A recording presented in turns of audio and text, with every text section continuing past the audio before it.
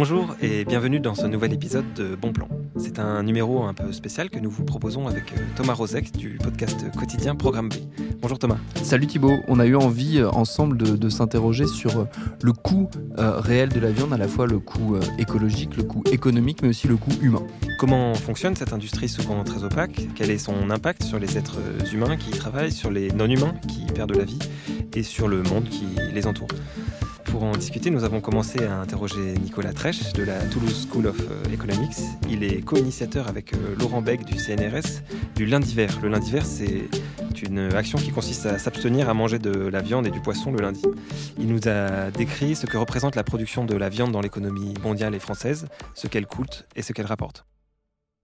Ce qu'on peut dire aujourd'hui, c'est que la production de viande représente suivant les pays développés, représente entre 2 et 6%, je dirais, du PIB de ces pays. Mais c'est très important de distinguer les pays développés des pays en développement. Dans les pays en développement, dans beaucoup de situations, la viande joue un rôle essentiel pour la subsistance même de certaines personnes, ce qui n'est pas du tout le cas aujourd'hui dans les pays développés. En termes d'emploi, pour donner une idée, en France, on dit que les emplois directs et indirects du secteur de la viande représentent environ 3%. Du total des emplois. Ces emplois dans le monde de l'élevage sont très largement subventionnés. On dit que plus de la moitié des revenus des éleveurs viennent de la PAC, la politique agricole commune, et il existe beaucoup d'autres formes d'aide pour aider le secteur qui est en grande difficulté économique. Et d'autre part, il faut aussi relativiser ces chiffres. Quand on parle de 3% de l'emploi national, il faut pas imaginer que si on réduisait, voire éliminait la consommation de viande, on perdrait directement tous ces emplois. En fait, il faut bien qu'on mange. Donc ces emplois des emplois seraient créés dans la production de végétaux, par exemple. Ça, c'est quelque chose qui est assez mal connu, le fait que ce secteur soit largement subventionné. Est-ce que vous pouvez nous expliquer comment ça fonctionne ? Quelles sont les activités qui sont subventionnées ? Donc la source principale de subvention, c'est la politique agricole commune. Donc c'est une politique qui a été mise en place dans les années 60 et la part principale qui est de cette politique, la PAC, est consacrée à l'élevage. Aujourd'hui, pour donner des ordres de grandeur chiffrés, la France donne environ 20 milliards à l'Europe, qui nous reverse 15 milliards. Et sur ces 15 milliards, il y a environ 9 milliards qui vont au monde agricole. Et certains types d'activités agricoles, comme les productions de céréales, par exemple, ou la production bovine et sont les activités qui sont les plus subventionnées. Est-ce qu'on arrive à mesurer, parce que là on parle beaucoup on va dire de l'aspect financier, économique de cette production, est-ce qu'on arrive à mesurer par contre son impact écologique concret ? Ah oui, il y a beaucoup d'études aujourd'hui qui concernent l'impact écologique de la production et la consommation de viande et on peut dire que cet impact est massif. Aujourd'hui, il y a une étude publiée l'année dernière dans Science par Godfrey, un chercheur d'Oxford et ses co-auteurs, qui fait le point un petit peu sur les impacts écologiques et sanitaires de la viande. Le tableau est assez noir. En fait, on voit que la viande pollue dans différentes dimensions. Elle a un impact considérable, par exemple, sur la biodiversité aussi. On dit que c'est la première cause de perte de biodiversité dans le monde. Par exemple, plus de 85% aujourd'hui de la destruction de la forêt amazonienne est attribuée à la viande, avec les pâturages et la production de céréales pour nourrir le bétail. Donc la viande contribue à la pollution globale avec la perte de biodiversité et le changement climatique et contribue aussi à la pollution locale. Elle pollue nos rivières avec les questions d'émissions d'azote. Elle pollue l'air avec les émissions d'ammoniac. Elle affecte le sol, etc. Et ça, est-ce que ça veut dire qu'on produit trop de viande, tout simplement ? Est-ce qu'on la produit trop massivement ? C'est toujours délicat de dire qu'on produit trop. Si on produit beaucoup, c'est qu'il y a une demande. En revanche, je suis économiste. Ce qui est intéressant, c'est de réfléchir sur les externalités. Donc, quand on produit, on satisfait une demande, mais aussi on génère des externalités dans la société, donc des externalités à la fois environnementales, je viens d'en parler, et aussi sanitaires. On sait que la surconsommation de viande dans les pays développés contribue à augmenter les risques de cancer, des maladies cardiovasculaires. On sait qu'on utilise environ la moitié des antibiotiques qui sont utilisés dans le monde sont utilisés sur les animaux. Donc ça pose évidemment des problèmes de résistance à ces antibiotiques. Et puis évidemment, il y a aussi tous les problèmes éthiques associés à la consommation ou la surconsommation de viande. Aujourd'hui, pour un ordre de grandeur encore, on tue dans les abattoirs en France 3 millions d'animaux par jour, donc des poulets, des porcs, des vaches, etc. C'est énorme, 3 millions par jour, et la plupart des animaux sont élevés en intensif. Donc pour toutes ces raisons environnementales, sanitaires et aussi éthiques, on peut considérer effectivement qu'on mange trop de viande dans nos pays développés, et c'est un petit peu aujourd'hui le consensus qui dans le monde scientifique. Et j'aimerais qu'on s'arrête une seconde sur ce chiffre des 3 millions d'animaux tués en France par jour, parce qu'il est énorme, mais aussi parce que il nous a interrogé, nous, avec Thibaut, pendant qu'on préparait l'émission. On se demandait si ces 3 millions d'animaux tués, est-ce que ces 3 millions d'animaux qui sont après consommés par les Français, ou est-ce que c'est une production qui après on va dire est mondialisée, c'est-à-dire qu'il y a beaucoup d'exportations. Où est-ce qu'ils vont, ces 3 millions d'animaux qui sont tués chaque jour ? Bon, alors déjà, ce qu'il faut comprendre, c'est que c'est surtout des poulets. Donc, sur environ 1 milliard d'animaux tués par an en France, je pense autour de 900 millions d'animaux sont des poulets. Donc, c'est beaucoup de poulets. Ouais. Je crois environ 25 millions de porcs et puis quelques millions de vaches, etc. Donc, c'est très déséquilibré en termes de population animale, on pourrait dire. Et par rapport à votre question sur la consommation, il y a beaucoup. C'est un marché globalisé, donc il y a des exportations évidemment de ces animaux vers différents pays, des pays développés, mais aussi des pays en développement, et on importe aussi certains animaux qui ont été tués ailleurs. De la viande des produits dans des pays extérieurs. Ce qu'on comprend, c'est que tout ce système est basé en fait sur des énormes installations, de grosses usines. C'est des gros leaders de production de la viande. Est-ce que vous pouvez justement les citer, ces leaders-là, à la fois en France et au niveau international ? Quels sont d'abord les pays qui sont les leaders de la production de la viande ? Alors, il y a des gros blocs de producteurs de produits animaux. Donc, c'est les États-Unis pour le bœuf, le lait, typiquement. La Chine pour le porc et le poulet. Et l'Europe aussi produit beaucoup de produits animaux. Le Brésil produit beaucoup de poulet, par exemple. L'Inde. La France est à son échelle, compte tenu de sa population, était un pays, était plutôt un gros producteur. Mais donc, évidemment, la production de chaque bloc dépend des populations, de la taille finalement de ces blocs, des populations, et puis de la consommation domestique aussi.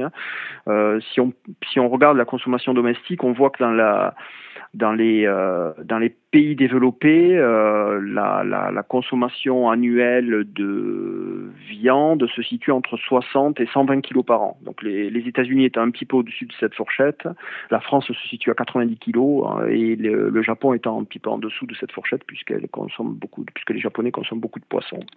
Est-ce que un des leviers qui permettrait de réduire son impact pour ce qui est de l'écologie en tout cas ne tient pas forcément à l'amélioration des pratiques, mais plus tout simplement à une diminution de la consommation? Je suis d'accord avec ce point. C'est une des remarques qui a été, ou une des conclusions d'une étude publiée l'année dernière dans Science par Pour et Nemesek, qui ont étudié les impacts écologiques de différents produits alimentaires, donc bœuf, poulet, lait, poisson, crustacés, lentilles, noix, etc., sur différentes dimensions environnementales. Et ils ont proposé 2 conclusions principales. Première conclusion, c'est que les produits animaux sont presque systématiquement plus polluants que les produits végétaux. Et la deuxième conclusion, c'est que pour vraiment avoir un impact significatif sur le dommage écologique, il apparaît plus efficace de modifier nos pratiques alimentaires, donc réduire significativement notre consommation de viande, plutôt que de changer nos pratiques agricoles. Nous avons ensuite interrogé Geoffrey Le Guilcher, qui est journaliste et qui a infiltré un abattoir breton pendant 40 jours. Il en a tiré un livre passionnant qui s'appelle Steak Machine aux éditions Goutte d'Or en 2016. Et il nous raconte ce qu'il a compris de l'intérieur du monde de la production de la viande. Un élément qu'on a tendance à occulter lorsqu'on s'intéresse à la question du coût de la viande, c'est son coût humain, car à la problématique de son impact écologique, économique et sanitaire, et à celle évidemment des souffrances animales, on peut également ajouter une dimension sociale. Et c'est pour ça que nous avions envie de discuter avec Geoffrey Le Guilcher. Il est journaliste, il a signé le livre Enquête Steak Machine aux éditions Goutte d'Or en 2016, dans lequel il raconte son infiltration pendant 40 jours comme ouvrier dans un abattoir de Bretagne. On a débuté en lui demandant s'il avait eu la sensation d'avoir eu justement un aperçu du coût humain de la viande. C'est vrai que quand on rentre dans un abattoir, la première chose qui saute aux yeux, c'est que la souffrance des ouvriers, quelque part, est liée à la souffrance des animaux. C'est pas forcément, moi c'est ce que j'ai pu observer au cours de mon immersion, deux souffrances à opposer. C'est pas les mêmes, il y en a qui perdent la vie, d'autres qui laissent leur santé, mais ça fait effectivement partie du coût de la viande. Vous parlez de la première fois que vous rentrez dans un abattoir.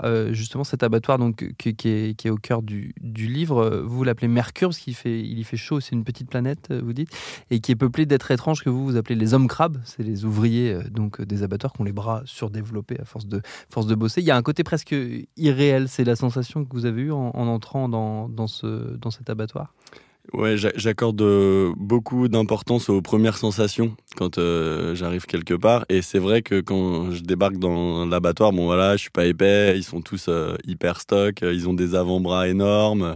Quand ils serrent la main, ils font mal. Mais après, ils sont très sympas. Je suis super bien accueilli et je découvre une sorte de solidarité pour les nouveaux parce que ils préviennent que ça va être très dur. Donc ouais, j'ai vraiment eu cette sensation d'arriver sur un autre territoire, une petite planète. Et d'ailleurs, c'est pour ça que j'ai voulu aussi y rester, y dormir, faire la fête, faire tout comme eux à ce moment-là, et pas seulement être avec eux au moment de l'usine.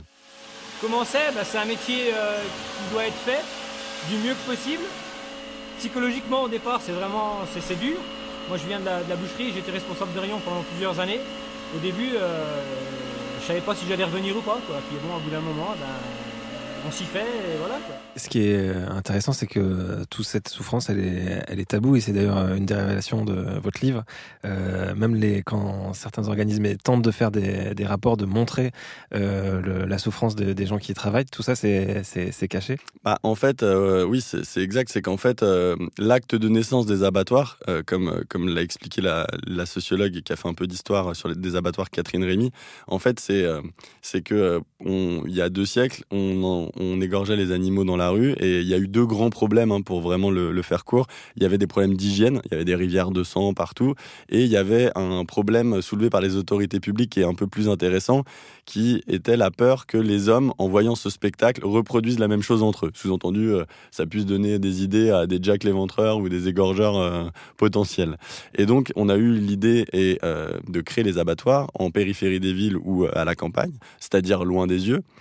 Et ce qui s'appelait la tuerie, en fait, tout est devenu tabou, même les mots. Ce qui s'appelait la tuerie est devenu l'abattoir. On a végétalisé un petit peu les animaux, comme on peut parler d'étourdissement pour quand on enfonce une tige dans le crâne de l'animal pour qu'il s'affale avant d'être égorgé, ce genre de choses.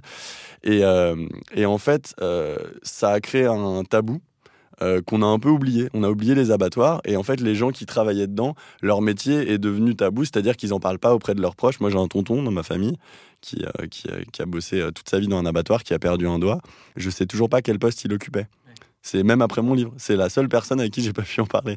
Et en fait, ça montre quelque chose. Ça montre que en fait, le tabou, il est à la fois intériorisé de la part des ouvriers, et aussi de l'autre côté, personne ne veut en entendre parler. À table, si quelqu'un dit qu'il travaille dans un abattoir, on ne va pas lui poser une deuxième question. Et il y a aussi une forme de silence, c'est ce que disait Thibaut, qui est presque organisé quelque part par les industriels de la viande, qui n'ont pas du tout envie qu'on aille regarder la manière dont est fabriquée la viande.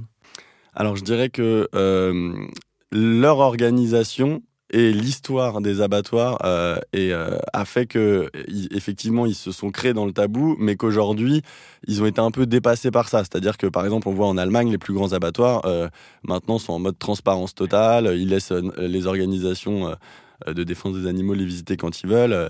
On n'est pas du tout là-dedans en France. En France on est depuis qu'il y a eu l'association L214 qui en gros s'est spécialisée dans la révélation de vidéos dans les endroits des abattoirs où les animaux sont encore en vie.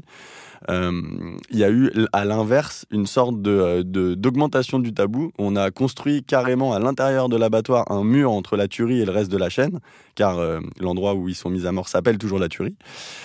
Et du coup, en fait, il y a eu comme on s'est replié sur soi-même. Bunkérisation, bunkérisation, un tabou dans le tabou. Il y a une réaction qui était incroyable par rapport à ça au moment de la diffusion des vidéos de L214, c'est qu'il y a notamment le directeur de l'abattoir de Mauléon, où il y avait une vidéo qui avait été sortie, qui, quand une vidéo a été diffusée où on a vu que certains salariés avaient frappé juste avant Pâques des agneaux, il n'a pas remis en cause du tout le système de fonctionnement de son abattoir. Il a dit c'est mes salariés qui sont des sadiques, je vais les virer, je vais m'en prendre à eux, c'est leur faute, uniquement eux. Et donc, encore une fois, les salariés sont considérés comme les uniques responsables. C'est intéressant que tu parles de cette affaire parce que c'est précisément ce qui m'a donné envie d'aller m'infiltrer dans un abattoir. C'est qu'en fait, quand il y avait eu cette vidéo de Mauléon qui était sortie, tout le monde se déchargeait sur les ouvriers. Le directeur, les politiques, les journalistes qui, on va dire, suivaient un peu l'ambiance sans forcément... Mais tout le monde était en mode, on montrait des images de gens qui étaient en combinaison blanche tachée de sang, donc déjà visuellement des bourreaux, et en plus on en rajoutait en mode on est face à des tarés, etc. Alors qu'en fait, moi personnellement, quand je vois une unanimité pour qualifier de bourreaux des gens, en général, je trouve que c'est là qu'il y a un bon sujet. Et du coup, j'ai eu envie de me mettre dans leur peau, parce qu'évidemment, c'est des autres êtres humains qui sont sous ces combinaisons. Et ce qui est intéressant, c'est de voir qu'est-ce qu'ils font là, comment ils bossent. Et en fait, on se rend compte très vite que le problème de l'abattoir, il y a deux grands problèmes à l'abattoir. C'est le tabou, dont vous parliez au début, et la cadence. On est face aux deux grands dieux de l'abattoir aujourd'hui, et tout ça crée les dérapages, tout ça crée... Alors, ça peut paraître bizarre de l'extérieur, on se dit, en même temps, c'est un abattoir, donc évidemment, on tue les animaux. Mais en fait, non.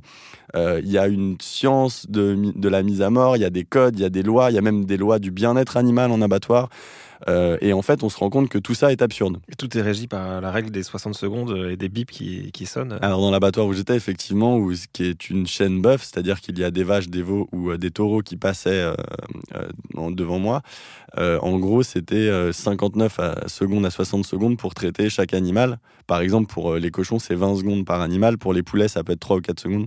Donc, ça dépend des animaux. Mais oui, il faut se rendre compte que on est vraiment dans Charlie Chaplin, quoi. On est tout le temps comme ça en train de courir, en train de transpirer. Dans les 60 secondes, il faut aiguiser les couteaux, se laver les mains, changer de couteau.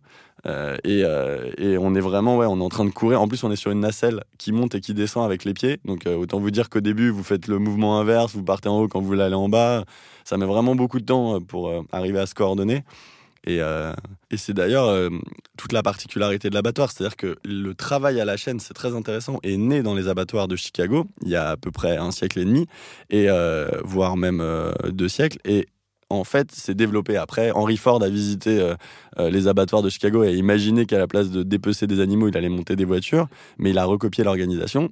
Dans les usines de voitures, dans toutes les autres usines, le travail à la chaîne est petit à petit remplacé, mais pas dans les abattoirs, à quelques exceptions près. Par exemple, il y a certains cochons qui ont été tellement, on va dire, copiés génétiquement, ils sont tellement identiques, ils ont tellement le même poids que les Japonais, par exemple, ont développé des robots pour les désocer. Mais globalement, c'est impossible parce que chaque animal, comme tu le disais, est tellement différent et vivant, n'a pas les mêmes réactions, qu'en fait, on garde de l'humain au centre de ces chaînes. Et en fait, le dinosaure du travail à la chaîne sera peut-être le dernier à exister. En tout cas, aujourd'hui, on est dans des conditions de travail qui sont assez proches des premières conditions de travail. Alors évidemment, il y a des normes d'hygiène, il y a des horaires cadrés, pour l'abattoir où j'étais tout du moins, mais on est quand même dans quelque chose qui reste très brute. Il y a une sorte de corps à corps, notamment quand on est face à l'animal vivant. C'est ce que vous appelez les damnés de la viande, ces derniers ouvriers, donc pour faire une petite référence aux damnés de la terre de l'international. Vous terminez sur une interrogation qui d'ailleurs traverse un peu tout le bouquin, c'est qui se soucie quelque part des damnés de la viande. Vous avez trouvé la réponse depuis ou... En fait, c'est assez étonnant. J'ai notamment dans mon entourage, par exemple ma famille qui est plutôt une famille de viandards à la base, qui n'avait pas une sensibilité pour les animaux de ferme, pour les chiens, les chats, oui, mais pas pour les animaux de ferme. Ma mère a arrêté de manger des animaux pendant 6 mois après la lecture du livre à cause de la condition des ouvriers. Ouais. Et en fait, je m'y attendais pas, mais j'ai l'impression que ça a touché d'autres personnes et aussi des personnes qui sont sensibles à la cause animale et qui, comme d'ailleurs L214 qui a soutenu le bouquin, ne fait pas d'opposition entre souffrance humaine et souffrance animale. Au contraire, eux, ils disaient, regardez, c'est une autre partie, une autre facette du problème. Mais oui, ça, c'était assez étonnant. Après, il y a eu... j'ai été contacté aussi par le ministère de l'Agriculture qui a relancé un rapport sur les abattoirs, sur les conditions de travail. Et aussi le Sénat qui avait fait une commission. Mais bon, en vrai, ils ont déjà à peu près les réponses. Ils cherchent pas des réponses. Ils cherchent pas des fusibles, mais on va dire une sorte d'exutoire pour montrer qu'il y a quelque chose qui est en place. Mais en fait, derrière, les seules recommandations qu'on peut faire, il n'y a pas besoin d'avoir fait Polytechnique, même si peut-être les gens qui font le rapport ont fait Polytechnique, c'est qu'en fait, il y a une cadence qui est trop élevée. Mais si vous réduisez la cadence, vous diminuez la rentabilité. Et si vous diminuez la rentabilité, sachant que les abattoirs sont entre guillemets tous sponsorisés, à part les très gros, parce que c'est pas rentable. En fait, c'est pas la partie, c'est un maillon de la chaîne agroalimentaire qui est pas rentable. Donc en fait, vous êtes au ministère de l'Agriculture, qu'est-ce que vous allez faire ? Vous allez dire, vous êtes déjà face à toute une industrie qui se plaint et qui en gros vit des subsides de l'État.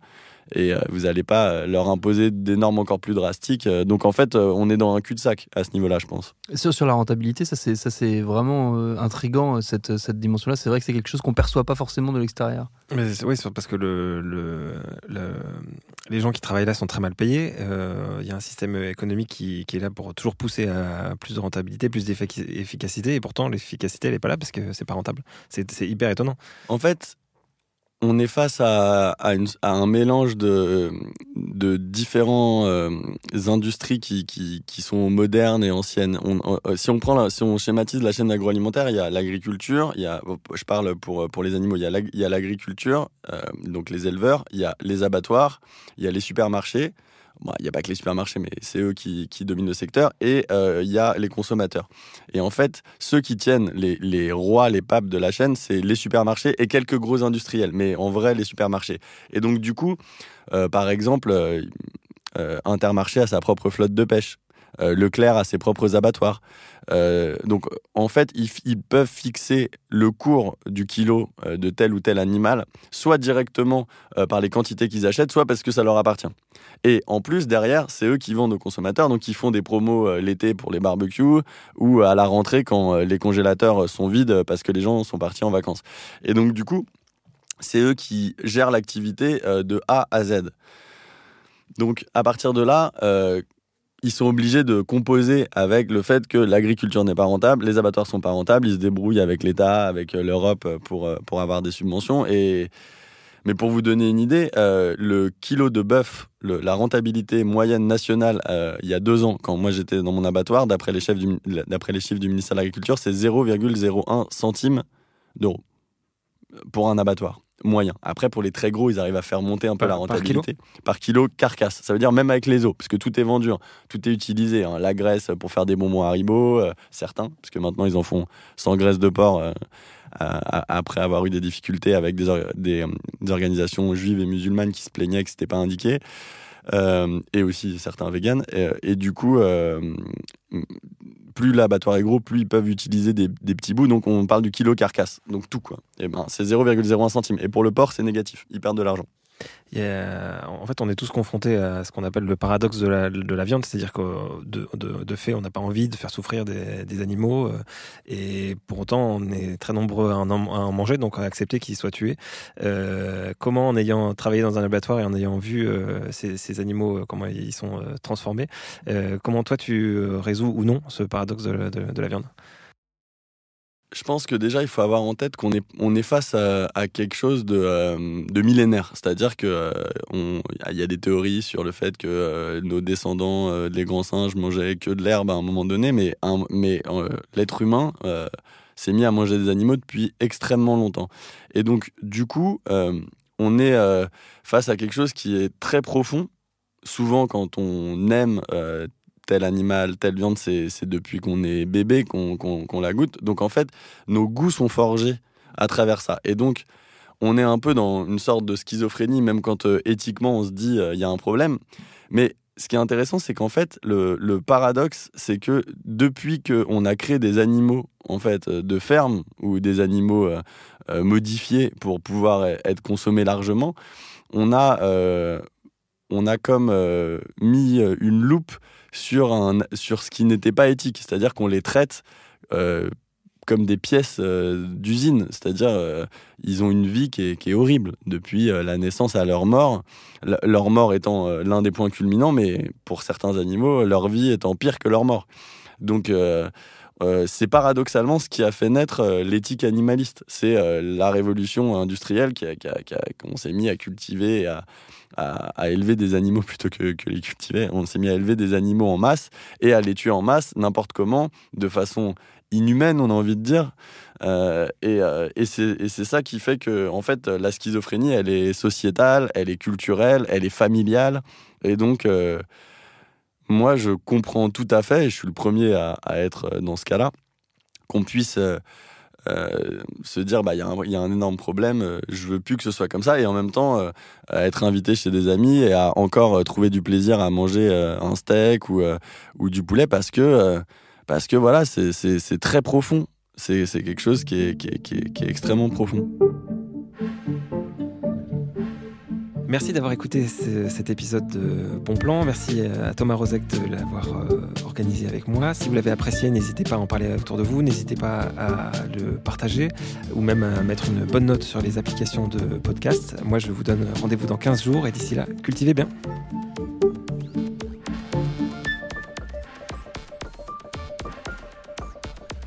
Binge.